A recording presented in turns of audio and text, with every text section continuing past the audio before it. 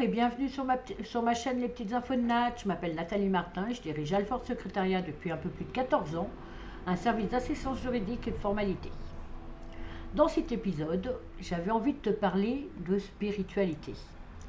Pourquoi? Tout simplement que je trouve qu'il faut un petit peu de spiritualité pour avancer dans ton quotidien et atteindre tes objectifs. Non, je ne te parlerai pas de religion, ce n'est pas le but, mais de développement personnel. Une manière de se sentir bien dans sa tête et peut-être de débloquer certaines choses qui t'empêchent d'avancer, que cela soit au quotidien ou dans ton entreprise. Qu'est-ce que la spiritualité?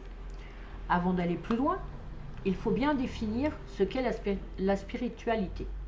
Pour moi, c'est un état d'esprit qui t'oblige à aller chercher au plus profond de toi ce qui est bien pour toi-même, de trouver un sens à tes actions et de trouver un équilibre entre ta vie personnelle et ta vie professionnelle. Il faut savoir que ce qui est bien pour toi n'est pas forcément bien pour les autres. C'est à toi de trouver le petit truc qui te permettra d'avancer dans la vie et d'améliorer ton bien-être. Pour ma part, j'ai mis longtemps à trouver ce qui me convenait, mais je pense qu'aujourd'hui j'ai trouvé. J'ai appris à m'entourer de personnes bienveillantes. Je fais de la méditation tous les matins au réveil, cela me permet de démarrer ma journée avec sérénité. Il y a quelques années, si tu m'aurais dit que j'allais faire de la méditation tous les matins, j'aurais rigolé.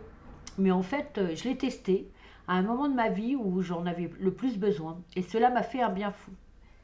J'ai donc pris l'habitude de l'inclure dans mon quotidien et mes journées n'en sont que meilleures.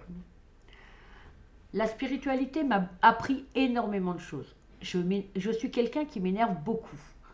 Aujourd'hui, je m'énerve beaucoup moins et quand on me fait du mal, je m'éloigne tout simplement et au fil des années, je me rends compte qu'en fait, le besoin de solitude est pour moi très important. Cela permet de se recentrer sur soi-même et surtout de rectifier ce qui ne va pas. Inclure la spiritualité dans ton entreprise peut améliorer également le bien-être général de ton entreprise.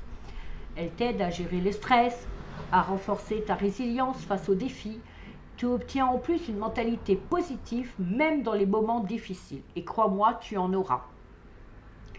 Pour moi, la spiritualité inclut mes propres valeurs comme l'empathie, la bienveillance, la compréhension de soi. Ces trois éléments te permettent de motiver une équipe et de créer un environnement de travail harmonieux, ce qui est très important que ce soit pour toi ou pour tes futurs collaborateurs. Comment peux-tu mettre en place la spiritualité dans une activité professionnelle? Ce que je vais te donner, ce sont des exemples, des petits rituels que j'applique moi-même dans mon activité, mais tu peux tout à fait créer les tiennes. D'ailleurs, je te rappelle que chaque personne est unique. Choisis ce qui te convient et ce qui t'aidera à grandir et atteindre tes objectifs que tu t'es fixés. Personnellement, je n'écoute plus les informations le matin. Cela nuit à mon moral et cela me rend taciturne pour le restant de la journée.